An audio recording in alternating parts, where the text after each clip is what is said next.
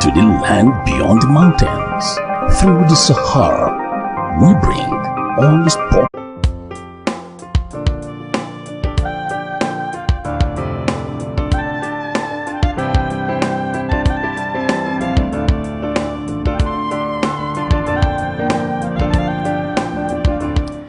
Thank you so much for staying with us. And here with me in the studio is my amazing guest, Mr. Wilson Franklin. He's a social-political analyst. Thank you.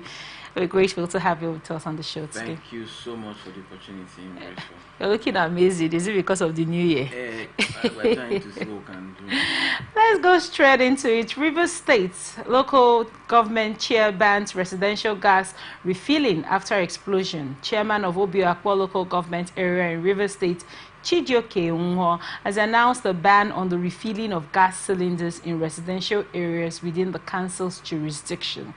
This directive follows the tragic gas explosion in the Orazi area of the local government on Saturday, which claimed 18 lives, including a pregnant woman, 4 children, and a couple, while receiving treatment at the hospital. A family source disclosed my uncle is still alive, receiving treatment in the hospital, but the daughter, a girl of about 8 or 9 years, died yesterday. She didn't make it. The family is in pain right now. Chairman Iwon, during his visit to the explosion site and some victims at Sonabel Hospital in Orazi on Monday, expressed deep sorrow over the incident. A press statement issued by his media aide, Ofomi Okon, details his commitment to assisting the victims and preventing future tragedies. Iwon was visibly moved during his visit, shedding tears as he described the state of the victims as sad and the incident as pathetic and unfortunate. To support the affected families, Iwon immediately released 3 million naira to Sonabel Hospital to cover the medical expenses of the victims. He further pledged to foot the bills for those receiving treatment, stating, "It's quite unfortunate that this is happening this early in the new year. I am saddened because of the number of persons affected. As a responsive administration, we cannot allow our people to suffer this alone. We share in their pains." In announcing the ban on gas refilling within residential areas, Iwon emphasized that the measure was necessary to prevent similar occurrences in the future. The move underscores the council's commitment to ensuring the safety and well-being of residents in the state. This is a rather sad story. What are your thoughts on this one? Okay, for me, yes, it's a sad story, but then Nigeria, I just pray that we are able to move past this. Now, we have a way of reacting to issues instead of responding to issues. Now, there are 2 different things. Reaction is based on feeling, the emotional state of things at the moment, Right. and then you just declare something, or you just say something, or just act on something. But responding is that you are responding from knowledge. You understand? Now the question is, they didn't tell us this was what led to the explosion. There was no thorough investigation made to know what led to the explosion, and then to actually know what to do to stop it. Now he had declared that nobody. Was it the carelessness of the filling station? Was it the carelessness of... Now, the backstory today says it wasn't even a filling station. It was what? It was, you know, the way people... Those ones that have a shop. That have a refill shop. Okay, they just keep... Yes, they just keep gas cylinders. Oh, okay. And because Orazi is a very compacted area and busy place, this man had his stand, or his office as it were, in a caravan just under the big tree. Okay, in a caravan? Yes. Oh, just under the big tree? Yes. Okay. So if that's the case, the question is, this man now, are there others like him? What could have led to that? Because I know that this person must have been operating for years. Yes. Under that place. So what led, because that is the first thing. If it's abroad, the first thing they want to know is the source. Where did the fire come from to be able to cause that explosion? Now, while you hold the thought, let me ask you a question. You talked about if it's abroad. Abroad, do you have individuals that have gas, that hold on to gas and keep it in a shop for people to come and refill? Abroad, both gas, water, light, and to a large extent, even internet in the house. Exactly. I've been doing this business under that place for years. So the question is, that means now he's affecting the economy of some persons. There's some persons that this is also how they make little money to be able to take care of their families. Now, if you are banning that completely, because that was not the first day that person started using that place. So what truly led to that explosion? Now, if that can be seen, that will help us now know the measures to take. So that's my taking. But then certain reports by eyewitness said there was welding. So the man was welding something. So now, you see now, if a man was welding something around that environment, the gas man was welding, because I think he's the first person that actually got hit with the situation. He was there in the. He was trying to. So now you see these investigations now carefully. We are getting to something. So if the gas man, will be trying to expand his shop and maybe call the welder to weld while he's doing what he's doing, trying to sell to customers, then this was now a sheer carelessness, sheer mistake. So for me, if the investigation is done, if you ask me, we will know what the real issue is. Then you can now know what to ban and what not to ban. So for now, you think people that operate these businesses should continue? For me, this is a source of livelihood. There's nothing wrong. In fact, it's even helping, it's even making things easy for the people around there. Because if you check the real gas stations, if you check the distance of carrying, like Orazi, for instance, I don't think there's happening. I know Orazi very well. I've not really seen any big gas station in Orazi except for that Total, which is almost at Rumola. And all that. So if you check the distance, it's also helping the people living there to make things easy for them. So going a far distance, paying transportation to go fill gas and then come back carrying that load and back. But what is the guarantee that something like this would not happen somewhere else? Given that Orazi has lots of shops, lots of people have lost their life. Some people were coming back from evangelism, according to one of the. I saw what happened. I've gone through that place and it's really devastating. It's very, very bad. You understand me? It's very, very bad. Now this is where environmental people comes into play. For instance, I come into a line of shops now. I see a gas dealer here. I see a welder at the extreme. The landlord has to be called. One person has to leave, because gas and a welder cannot be on the same line, because there can be a mistake. So I believe this is where environmental people now have to work. They have to go through this, move through this, the city. There are some shops that shouldn't exist. There are some businesses that shouldn't exist together, because one can be hazardous to the other. So this is what I believe the government, they should have looked at. Now, comb the whole environment. Check if there are, you understand me, things like this that are coexisting. They can say, okay, oh, Oga, you are dealing with gas. You welder. No. Welder man, you have to look for another shop. Or landlord, refund him. Since it's the government asking him to leave, landlord refund him, or government can say, all right, take this money, relocate. Landlord, please, you can't have a gas person and a welder on the same line. And if he brings another person in with similar business, given that the landlord just wants to give away his place. So that's now where the government now clamps down on the landlord, because the landlord now is the one now causing problems for us. So the landlord pays for it, suffers for it. So that's what I'm trying to say, because this thing now, it's not something that, I don't think that this is a lasting solution. Because now he has just made a pronouncement. Okay, what if by the time his tenure ends and then this whole thing starts again and happens again? So for me, I think let the proper survey be done. And I also want to clap for him and give him kudos for going ahead to pay for the hospital bills and then taking care of their bills. But then the people that have lost their people, there's no amount of money you will give to them that can bring these things back. But for me, I think that the environmentals, I know we have an agency like that, these are things they should intentionally look out for. Not just going about things that doesn't cost. These are the things they should intentionally look out for. Thank you so much for your input on that one, Mr. Francis. Straight to Anambra State. Father's car becomes death trap for 3 kids. Fresh facts have emerged regarding the tragic death of 3 children in Inse community, Akwa South local government area of Anambra State. Contrary to earlier reports suggesting they were murdered by unknown persons, investigations reveal that the children suffocated inside their father's car. Chief Anthony Nwaobuna clarified to journalists on Monday that there were no signs of physical violence or use of weapons on the deceased children, and no ropes or bindings were found on their bodies. According to Nwabuana, the children, 2 boys and 1 girl, had been playing inside the car, inadvertently locking themselves in. The car's windows were closed, leading to suffocation. The youngest child's body reportedly showed swelling consistent with lack of air.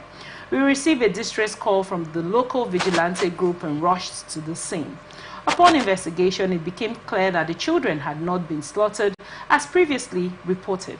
They were playing in the car when this unfortunate incident happened. Nwabona explained.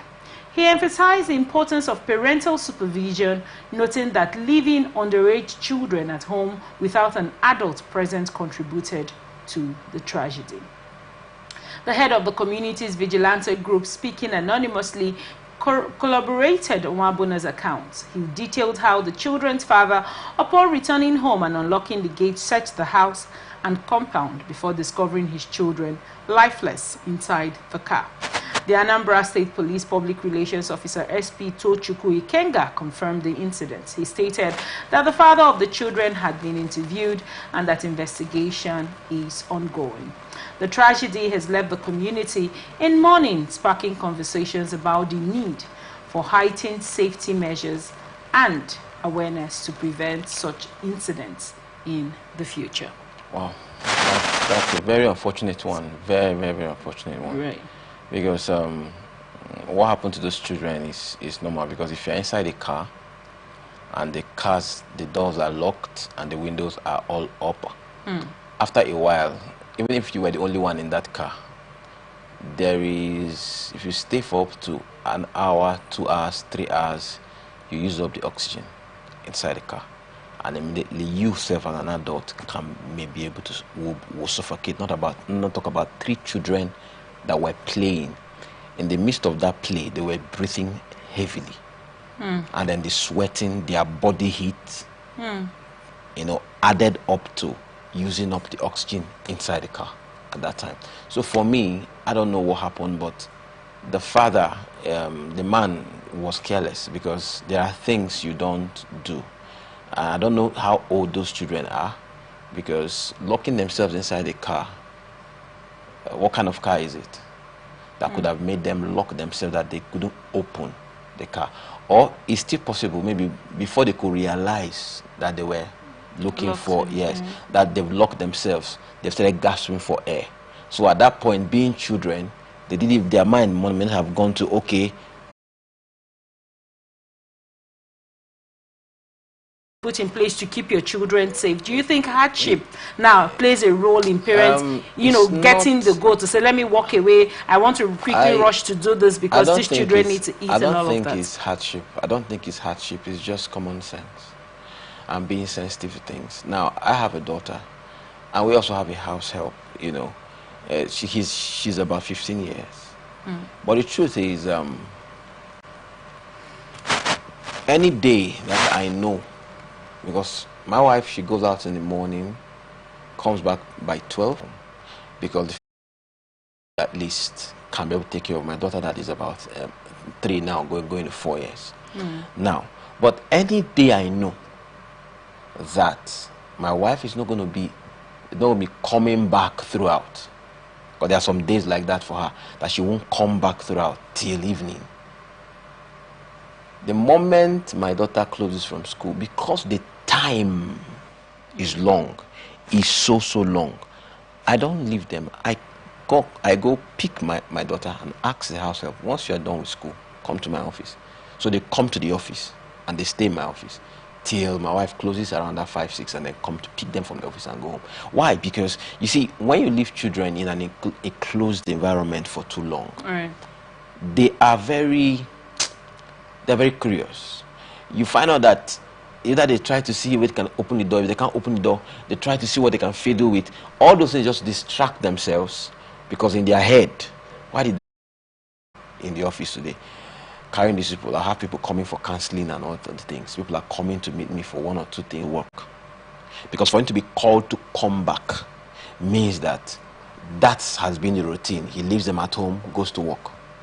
Now, the story didn't talk about the mother. That means obviously either the wife is gone or dead.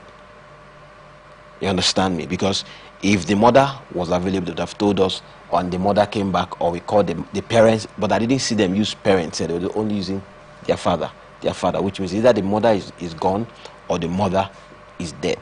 So it's been this man going and coming. So for me, this should serve as a lesson. Anyone watching, anyone listening, if you have those kind of kids at home, please find a way for an adult to be with them. Just find a way.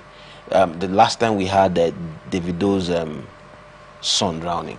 Now this one even had someone in the house, just that she was busy doing something else, and the child just went to the pool, and then before we could know it, used the whatever for swimming wrongly.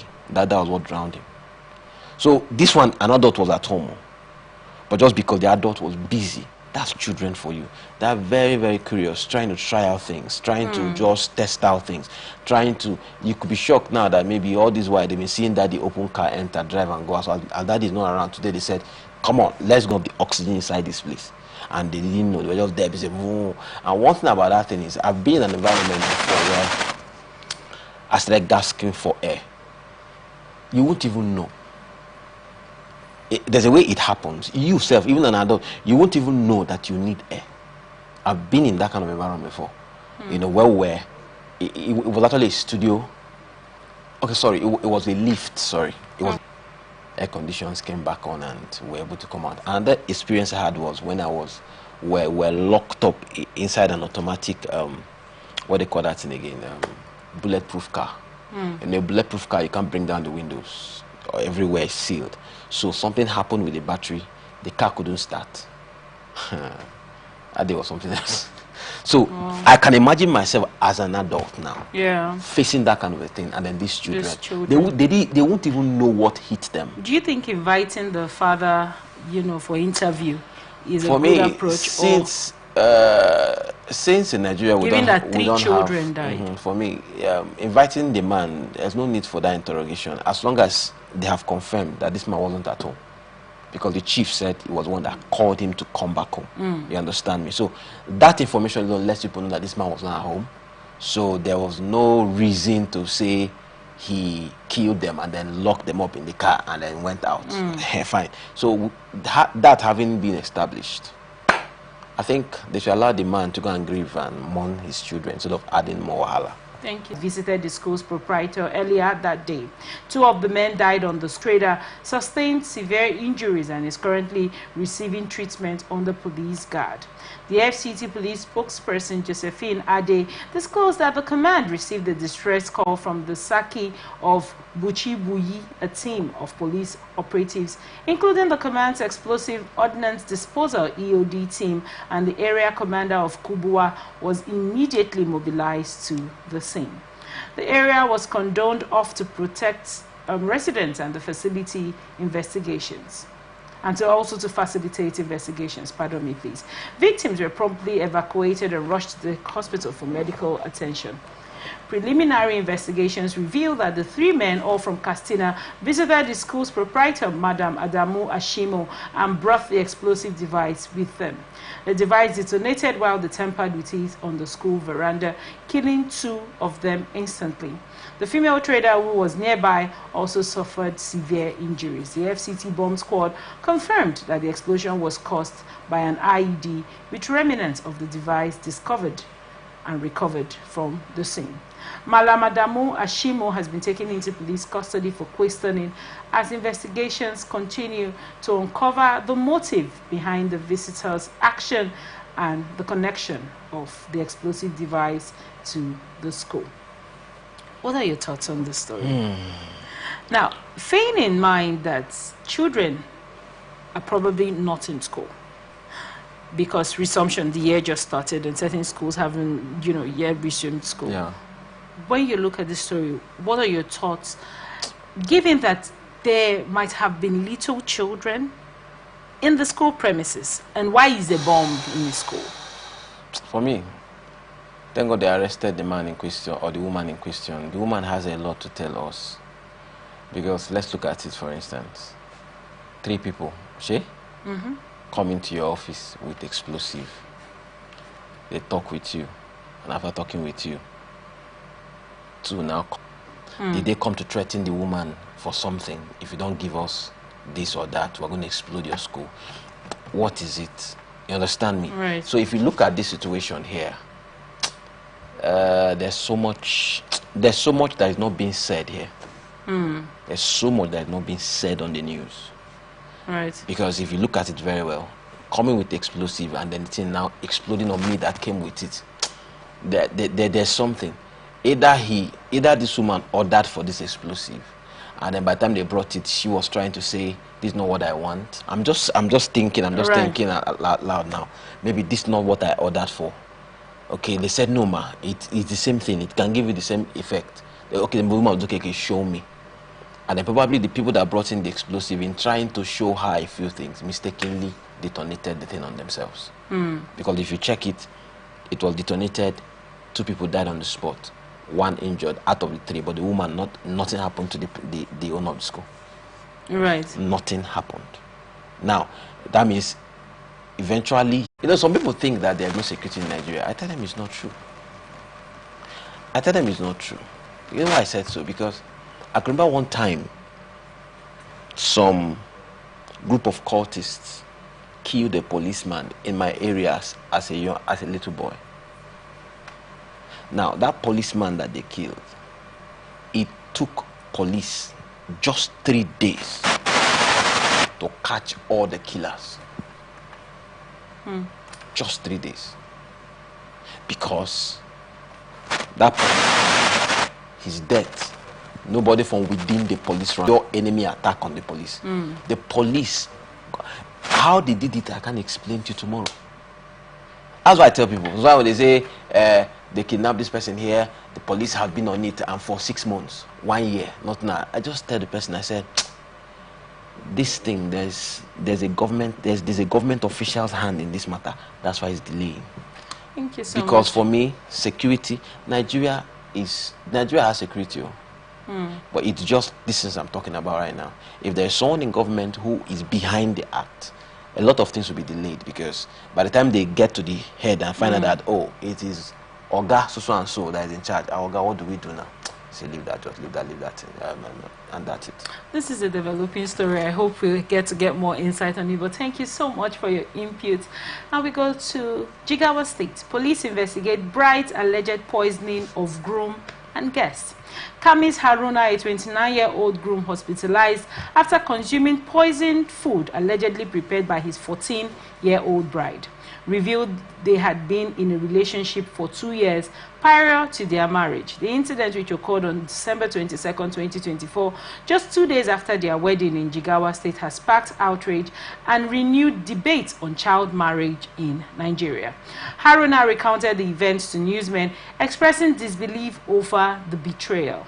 He explained that his bride's friend brought a meal of jollof spaghetti to him and his 2 friends at his tailoring shop.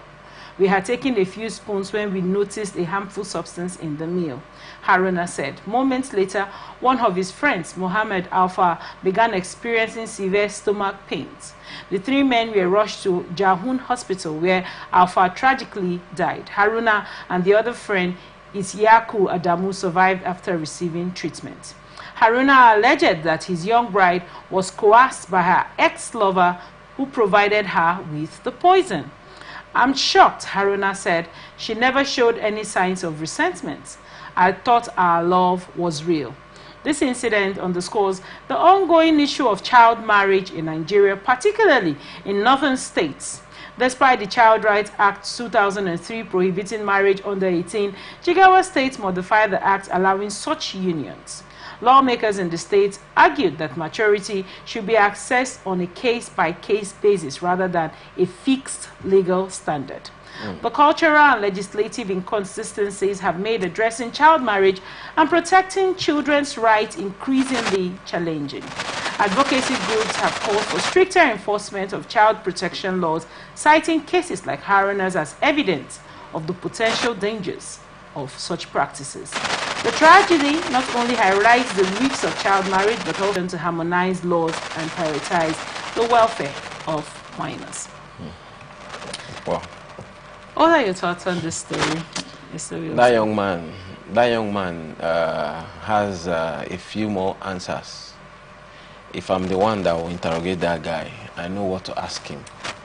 Because if you check, for that little girl to be able to go, even if he's claiming that he was the ex-lover of the girl. I was going to come to that, why a 14-year-old has an ex-lover, but, you know. Yes. Now, if it's an ex-lover of the girl, ex-lover, how? How did the person become an ex-lover? Do you understand me? How did the person become an ex-lover of a girl at that age? And then the person also is able to have influence over her to tell her to poison this one that has married her legally, which means he's not an ex-lover. Now let's talk about a little bit about the legality and the structures here, which was at play towards the end of the story. No, yeah, we'll get to that, but there's something I wanted to bring up from here before we now go to. Go on. You know, if you look at it very well, I would say that the one that gave the poison is actually the girl's lover. This one now, who they hardly come, a guy can walk in a relationship, and after one day he might just find out that guy, oh boy, you messed up, and he can come back and say, babe, please. But before a lady walks out, they have thought through it. You understand me? But a man can just, out of one hit of something, and just say, I'm done, I can't continue with this, and just walk away. That's why when he now realizes himself, I said, oh boy, you were too fast to have left this baby.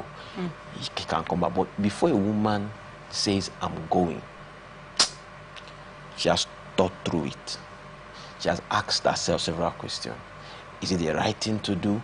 She has given this man ropes. Right. She has, tried to, before she finally now comes to say, I no do again. You understand? So with this right now, that young man should tell us what really transpired. You think as a people we are running by two laws? For me, Nigeria is a secular country. Nigeria is a secular country, but we have not. The problem we have is Great Britain. Is the UK. Why you understand? Why? Because if you go and look at the Nigerian Constitution very well. What part of the Constitution? Or just go to the Nigerian Constitution. You will find out in Nigerian Constitution that if you are